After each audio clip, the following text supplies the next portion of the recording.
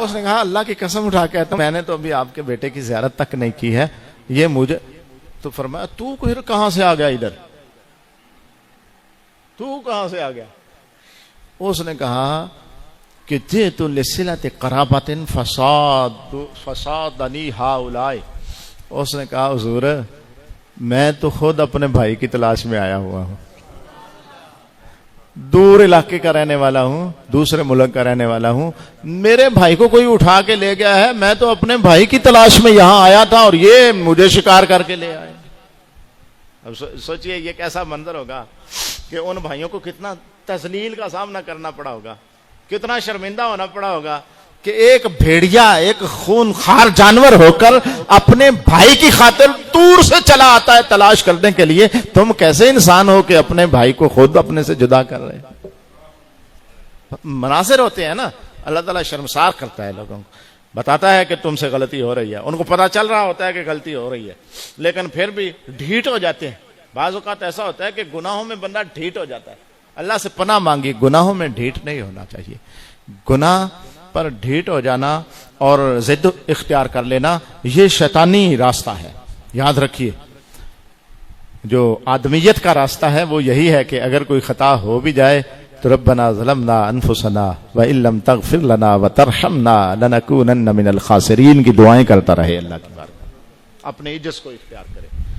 अल्लाह पाक जल्ल शानो ने इरशाद फरमाया कि जब ये मामला हुआ तो हजरत याकूब अलैहिस्सलाम ने फरमाया बल सव्वलत लकुम अनफुसुकुम अमरा, कहा मामला कोई नहीं हुआ है, भेड़िए ने कुछ नहीं नुकसान पहुंचाया, तुम्हारे नफ्सों ने तुम्हें कोई साजिश सुधा दी है, तुम उसके पीछे लग गए हो, कोई मामला तुम्हारे नफ्सों ने तुम्हें पढ़ा दिया, पट्टी पढ़ा दी है। फसब्रुन जमील, कहा कि अब मैं लेकिन सोना सब्र करके दिखाऊंगा। सोना सब्र क्या होता है, खूबसूरत सब्र क्या होता है कि किसी दूसरे को आहोजारी की आवाज ना आए। हजरत यूसुफ अलैहिस्सलाम के गम में हजरत याकूब अलैहिस्सलाम रोया करते थे, लेकिन चीखें नहीं मारते थे। जब बंदा चीख मार के रोता है तो उसके अंदर का गुबार निकल जाता है, लेकिन जब बंदा अंदर ही अंदर रोता है तो फिर वो उसकी सेहत पर असर डालता है। हजरत याकूब अलैहिस्सलाम की नजरों में बिनाई का खत्म हो जाना ये बताता है कि वो अपने आंसुओं को पीते रहते थे। ये सब्र जमील है। हजरत याकूब अलैहिस्सलाम ने जब ये फरमाया तो अल्लाह ने फरमाया वल्लाहुल मुस्तआन अला मा तसिफून, और उन्होंने कहा कि जो कुछ तुम करते हो अल्लाह इस पर बेहतरीन मददगार है, अल्लाह मेरी मदद फरमाएगा।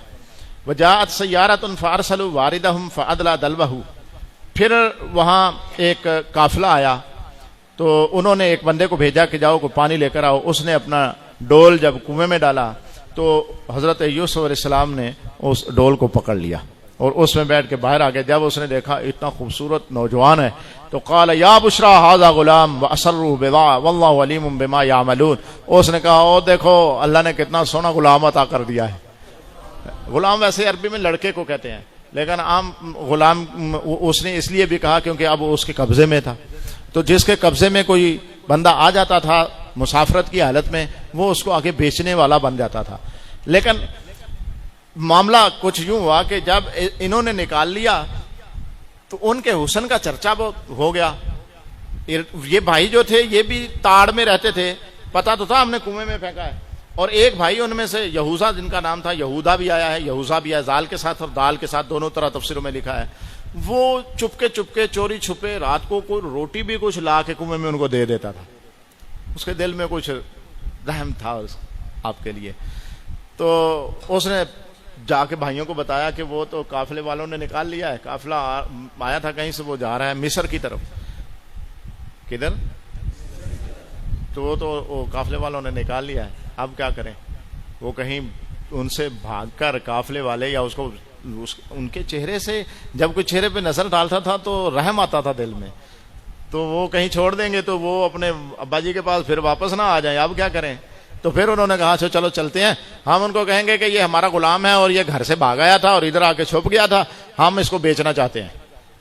दौर था गुलामी का, इस तरह बंदों की खरीदो फरोख्त होती रहती थी। वो भागे आए और उन्होंने आके हजरत यूसुफ अलैहिस्सलाम की मिल्कियत का दावा कर दिया। वो मुसाफिर थे, उन्होंने कहा जी इस इलाके का है तो जाहिर है इन्हीं का होगा। तो उन्होंने कहा अच्छा फिर, उनका ये भगोड़ा है, गुलाम है हमारा और घर से भाग के आ गया है, तो हम अब इसको रखना नहीं चाहते, चलो इसको तुम ही खरीद लो। असल में दिल में वो ये यकीन करना चाहते थे कि यहां इस इलाके में तो नहीं रह गए कहीं यूसुफ, फिर चले जाएंगे दूर तो ठीक है।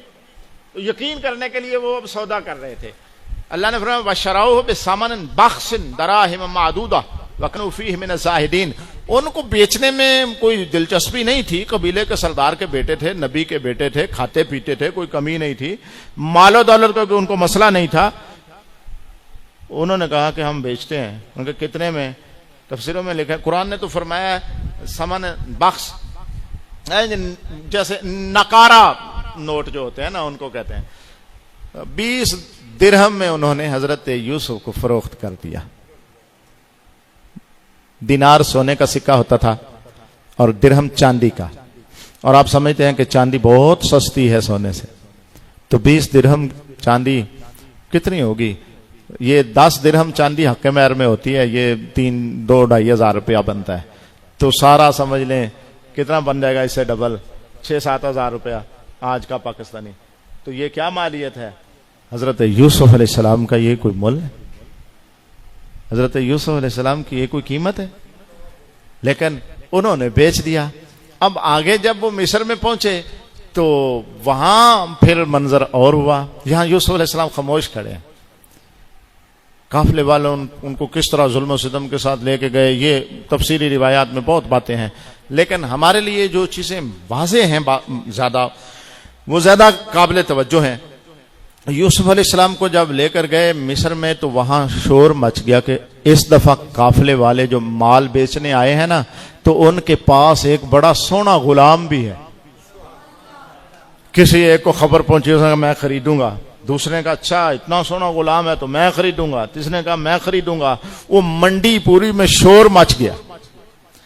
जब शोर बढ़ा तो बढ़ते बढ़ते यहां तक कि बादशाह को भी खबर पहुंची, उसने भी अपना नुमाइंदा भेज दिया। अब सौदा शुरू हुआ। कहां वो 20 दिरहम। और अब जो सौदा हुआ ना, तो अल्लामा बगवी ने लिखा है कि यहां मिस्र में हजरत यूसुफ अलैहिस्सलाम का सौदा उनको तोल कर हुआ, और उनका वजन भी कैसे हुआ? सोना, चांदी, रेशम और मुश्क, जो कीमती तरीन मता थी ना उस जमाने की, वो सारी चीजें हजरत यूसुफ अलैहिस्सलाम को एक पलड़े में रखा गया, और सोना एक पलड़े में, चांदी एक पलड़े में। कभी यूसुफ अलैहिस्सलाम का वजन सोने से हो रहा है, कभी यूसुफ अलैहिस्सलाम का वजन चांदी से हो रहा है, कभी मुश्क के साथ तोला जा रहा है, कभी हजरत यूसुफ अलैहिस्सलाम को रेशम के साथ तोला जा रहा है। अब बात समझने की है, कहां 20 दिरहम और कहां ये रेट। ये खास तौर पर हमारे ये उलमा के लिए भी समझने की बात है। शख्सियत एक ही होती है, रेट कहीं कहीं होता है। यानी मतलब यहां रेट से मुराद कदर है, समझ लें बात, पैसे की बात नहीं मैं नहीं कर रहा, कदर की बात कर रहा हूं कि कदर कहीं कहीं होती है। वो अल्लाह, वो जो इल्ताफ हसन हाली ने लिखा था ना, आ रही है चाहे यूसुफ से सदा, दोस्त यहां थोड़े हैं और भाई बहुत।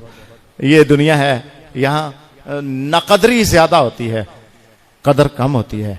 लेकिन जो जानने वाले होते हैं वो कदर कमाल की करते हैं, और जो नादान होते हैं वो फिर नकदरी भी अजीब ही करते हैं। यूसुफ अलैहिस्सलाम के भाई जब उनका मोल लगाते हैं तो 20 दिरहम, और जब मिस्र की मंडी में मोल लगता है तो उनके जिस्म को सोने, चांदी, मुश्क, रेशम, सबसे कीमती चीजों के साथ तोल कर कहा जाता है ये यूसुफ इतना कीमती आया। क्यों? एक सबक यह भी है कि जब यूसुफ अलैहिस्सलाम पहले वहां थे ना किनान में, तो सब्र का मुजस्समा थे, कदर कोई नहीं कर रहा था, सब्र कर रहे थे, रब की रजा पे तब भी राजी थे। यहां कदर इतनी हो रही है, रब की रजा पर वो फिर भी राजी हैं। इंसान दुनियावी, ये माल दुनिया का है ना, वरना तो उनकी कदर बराबर है, पहले भी वो अल्लाह के नबी के बेटे हैं, अब भी अल्लाह के नबी के बेटे हैं। पहले भी वो अल्लाह के नबी के पोते हैं, अब भी वो अल्लाह के नबी के पोते हैं। पहले भी वो अल्लाह के नबी के पड़पोते हैं, अब भी वो अल्लाह के नबी के पड़पोते हैं। पहले भी खुद नबी हैं, अब भी नबी हैं। तो वो कदर तो उनकी मौजूद थी, मौजूद है, मौजूद रहेगी। ये बात है दुनियावी एतबार से।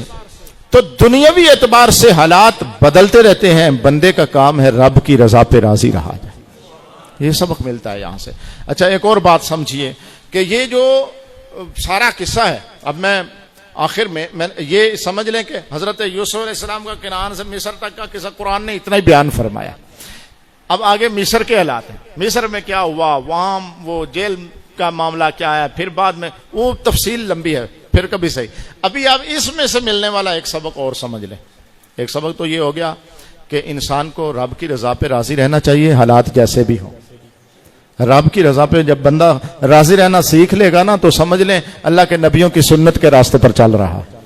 फिर उसको दुनिया में भी सुकून मिलेगा, आखिरत में भी सुकून मिलेगा, दोनों जहानों का इत्मीनान मिलेगा इंशाल्लाह।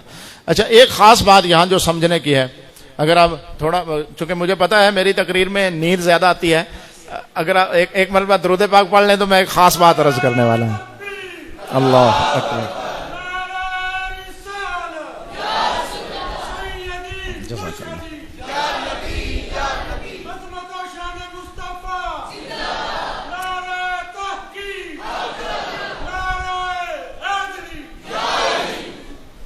अच्छा, अब वो वापस जरा थोड़ा सा चलें कि भाइयों की हजरत यूसुफ से मुखालफत की वजह क्या थी।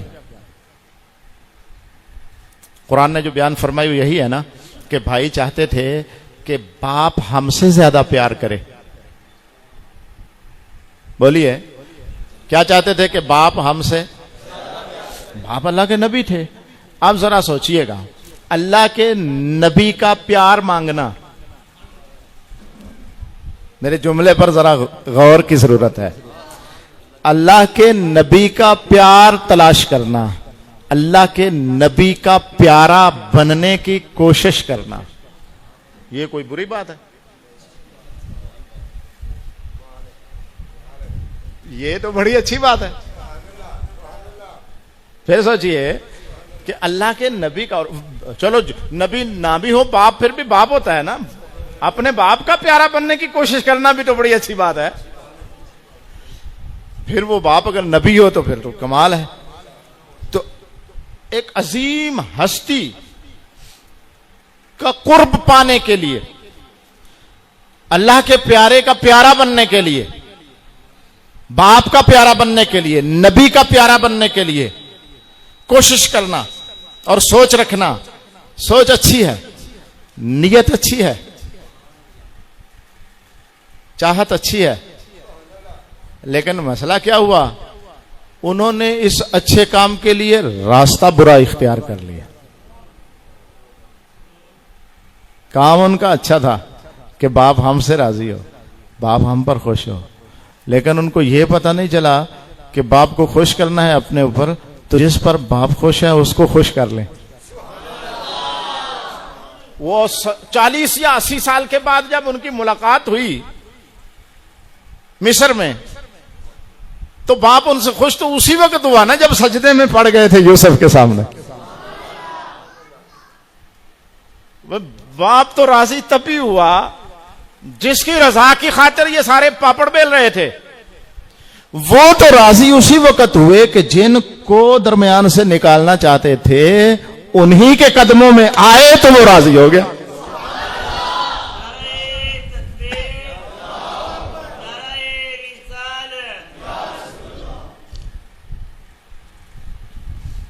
मालूम ये होता है जिसे राजी करना हो ना, उसके प्यारों को दरमियान से निकाला नहीं जाता, उनका बना जाता है।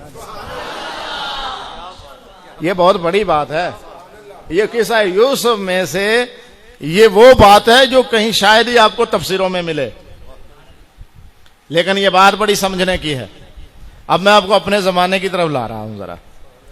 बात फाइनल हो गई कि जिसको राजी करना हो, किसी बड़े को राजी करना हो, तो उसके प्यारे को बीच से बाहर नहीं किया जाता, अपने और उसके दरमियान में अगर उसको निकाल देंगे तो वो राजी नहीं होगा, दुखी भी हो जाएगा, उसको अजियत भी पहुंचेगी, उसको भाई अजियत पहुंची ना हजरत याकूब अलैहिस्सलाम को। नीयत तो बेटों की खैर की थी, लेकिन इस नीयत खैर में जो उन्होंने तरीका ढूंढा वो हजरत याकूब को अजियत देने वाला था। अजियत क्यों? क्योंकि हजरत याकूब के प्यारे को वो प्यार नहीं करते थे और उनसे नफरत करते थे। उनको दरमियान से निकाल कर हजरत याकूब का प्यारा बनना चाहते थे, तो हजरत याकूब उन पे खुश। बरसों बाद जब बेटों को इस हकीकत का पता चल गया कि जब तक यूसुफ खुश नहीं होगा याकूब राजी नहीं हो सकता, तो फिर सजदे में पड़ गए हजरत यूसुफ के सामने। पढ़े कि नहीं पढ़े सजदे? फिर सजदे में पड़ गए। अब जरा सोचिए, एक बात जरा सुनिएगा। आपने सुना होगा 150 साल से तकरीबन 250 साल से बर्रे सगीर के अंदर एक तनाज़ा पाया जाता है। एक मस्जिद इधर है, एक इधर है, एक उधर है, एक इधर है, एक ही मोहल्ले में दो दो मस्जिदें बन जाती हैं। एक मौलवी साहब के पास जाओ, वो कहता है उधर नमाज नहीं पढ़ो, वो कहता है उधर नहीं पढ़ो, वो कहता है इधर नहीं पढ़ो। मसला क्या है भाइयों? मसला ये है कि बाज लोगों ने अल्लाह के कुर्ब को पाने के लिए, बाज लोगों ने अल्लाह के करीबी होने के लिए अल्लाह के महबूब को दरमियान से निकालने की कोशिश की है। बात समझेंगे नहीं आप जब तक मैं जरा खोलूंगा नहीं। ये मेरे पास किताब है, इसका नाम है सिराते मुस्तकीम। ये तकरीबन 200 साल हुआ है इसको लिखी गई है, उर्दू में है। इसके सफ़ा नंबर 136 पर ये बात लिखी हुई है कि नमाज के अंदर अल्लाह के रसूल की तरफ ख्याल करना ये गधे बैल की तरफ ख्याल करने से भी बुरा है। और फिर आगे दलील लिखी है कि नमाज चूंकि अल्लाह की है, अब अल्लाह के गैर का उसमें ख्याल आएगा तो उसका अगर अदब करेंगे तो ये शिरक हो जाएगा। हम खालिस अल्लाह का कुर्ब चाह रहे हैं नमाज से, तो लिहाजा खालिसतन अल्लाह का कुर्ब पाते वक़्त दरमियान में नबी की तरफ ध्यान नहीं जाना चाहिए। अब जरा यूसुफ अलैहिस्सलाम के सारे किस्से से अगर आपने कुछ सबक सीखा है तो सोचिए जरा, हमारे नबी से बढ़कर कोई अल्लाह का महबूब है? अब कोई अगर अल्लाह का कुर्ब पाना चाहे और चाहे कि दरमियान में नबी की बात ना हो, नहीं समझे बात को? लगता है समझ रहे हैं नहीं। मैं अभी आपको एक हदीस भी सुना देता हूं चलते चलते। मैं 11 बजे तक का मेरा ज़हन था बात खत्म करने का, तो आप जरा इसको बड़ी ही तवज्जो की जरूरत है। इसलिए कि जब हमारे आइमा या हमारे मौलवी साहिबान या उलमा अगर हमारे लोगों को मसला बताते हैं ना कि यार नमाज अपनी मस्जिद में पढ़नी चाहिए, इधर उधर नहीं ऐसे ही झांकते रहना चाहिए, कभी उधर पढ़ ली कभी उधर पढ़ ली, तो लोग परेशान हो जाते हैं। कहते हैं यार मसला पता नहीं, ये मौलवियों ने फिरका बनाया हुआ है, इनको समझ नहीं आती, अल्लाह बचाए इनसे, ये वो बड़ी बड़ी बातें सख्त भी कर जाते हैं। लेकिन समझिए मजबूरी क्या है इन उलमा की, मैं ये बात अर्ज कर रहा हूं। मजबूरी ये है कि जो सबक नमाज के हवाले से हमारे नबी दुनिया से जाते हुए हमें दे कर गए हैं वो इसके खिलाफ है। ये सहीहुल बुखारी है, ये इसमें हदीस नंबर 680 है। ये रसूल पाक अलैहिस्सलाम की ज़ाहरी हयात में जो सहाबा ने आपके सामने आखिरी नमाज पढ़ी है, आपकी हयात में जो सहाबा ने आपके सामने ज़ाहरी हयात दुनियावी में उस नमाज का हाल है। हजरत अनस कहते हैं कि नबी करीम सल्लल्लाहु ताला अलैहि वसल्लम ने हजरत अबू बकर सिद्दीक को इमाम बना दिया था सारे सहाबा का। आखिरी दिन जिस दिन नबी पाक अलैहिस्सलाम दुनिया से तशरीफ ले जाते हैं, फजर की नमाज का वक़्त था, जमात खड़ी थी, हजरत अबू बकर सिद्दीक मुसल्ले पर हैं, पीर शरीफ का दिन है, सफ़ें बंधी हुई हैं और नबी करीम अलैहिस्सलाम ने फ़काशफ़ नबी सित्रल हुजरा, आका अलैहिस्सलाम ने अपने मुबारक हुजरे का पर्दा हटाया। यंजुरु इलैना वहुवा कायमुन, नबी पाक अलैहिस्सलाम अपने हुजरे मुबारक के दरवाजे में खड़े हैं और हमारी तरफ देख रहे हैं।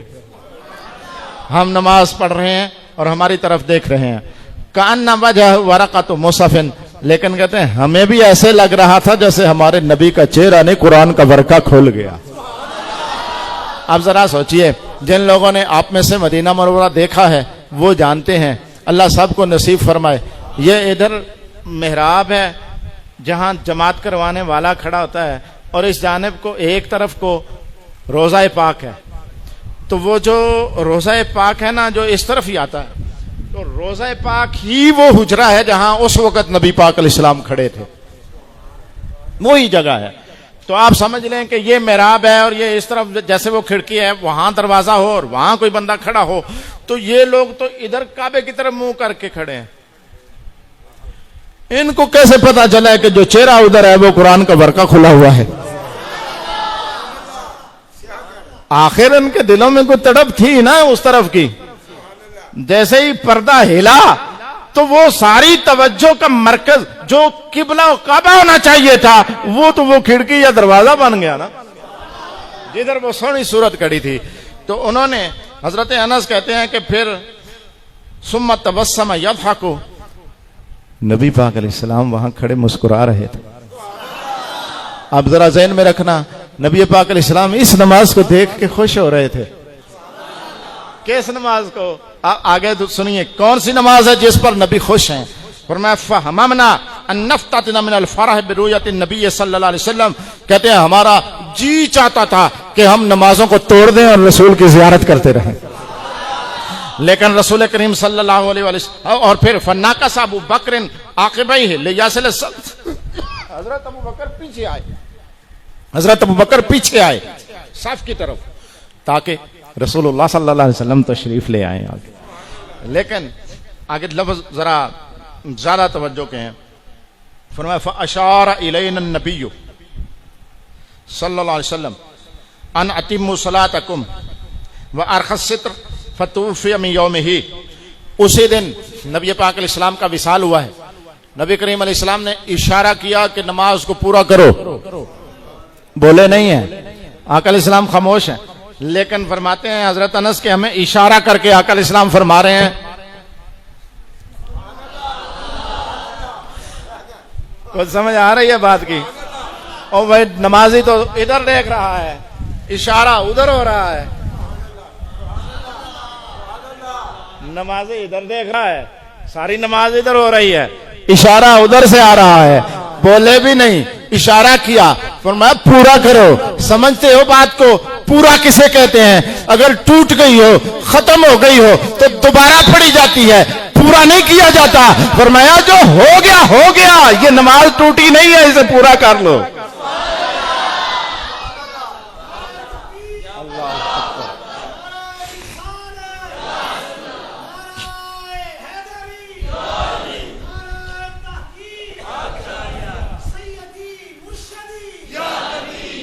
तो अजीजा ने गिरामी कदर, बात सादा सी है।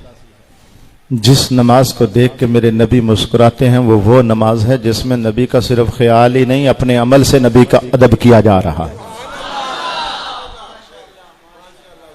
अब अगर कोई कहे कि या कोई उसकी वकालत करे, अब ये दूसरी बात, वो कहने वाला तो मर गया बेचारा, उसका ठिकाना कहाँ है कहाँ नहीं वो तो अल्लाह जानता है। हमें क्या जरूरत है बहस करने की जो मामला ही गैब का है। समझ रहे हैं ना बात को? मैं सादा बात करूं ताकि मेरे बाद में सुनने वालों को भी परेशानी ना हो जाए ना कि क्या करते रहे हो, क्या करवाते रहे हो। समझ रहे हैं ना? तो लेकिन बात तो जरूरी है ना समझनी। अगर हमने यूसुफ अलैहिस्सलाम के किस्से से कुछ सबक सीखना है तो मुझे तो ये बुनियादी सबक मिलता है कि अगर जिसको तुम खुश करना चाहते हो वो साहिब इज्जत और मकाम जिसको पसंद करता है ना, उसके हो जाओ, वो खुद खुश हो जाएगा। तो अब ये वो नमाज का अंदाज है जिसमें रसूल की ताज़ीम की जाए, जो रसूल पाक अलैहिस्सलाम ने सहाबा को करते देखा, इस तरह की नमाज पढ़ते देखा, खुश होकर दुनिया से गए हैं कि ये मेरे गुलाम हैं जो पढ़ नमाज रहे होते हैं लेकिन दौराने नमाज भी अपने नबी की इज्जत और एहतराम हाथ से नहीं जाने देते, खुश होकर गए हैं ऐसी नमाज से। और जो ऐसी नमाज है कि जिसमें नबी का ख्याल तक शिरक हो जाता है, सोचिएगा कभी हो जाएगी। मतलब समझने की बात है यार। वो जिस नमाज से नबी खुश हैं वो तो अदब एहतराम वाली है, और जिस नमाज में नबी के अदब को शिरक कह दिया जाए वो नमाज क्या नमाज होगी। तो इसलिए अगर आप ऐसे वहमों में ना पड़ा करें, एक बात को समझ लें, अल्लाह ने आपको वो मसलक अता किया है, वो रास्ता अता किया। ये मसलक का माना भी रास्ता ही होता है, घबराने की जरूरत नहीं है। अल्लाह ने आपको वो राह दिया है जिसमें सारे उसके प्यारों की ताजीम पाई जाती है। तो जब ये ताजीम बरकरार रहेगी तो समझ लें कि हम उस अपने महबूब रब को खुश करने वाले बन जाएंगे, क्योंकि रब की खुशी इसी में है कि रब के महबूबों को खुश रखा जाए। अल्लाह पाक हमें समझ और अमल की तौफीक अता फरमाए। आमीन। वमा अलैना इल्लल बलाग।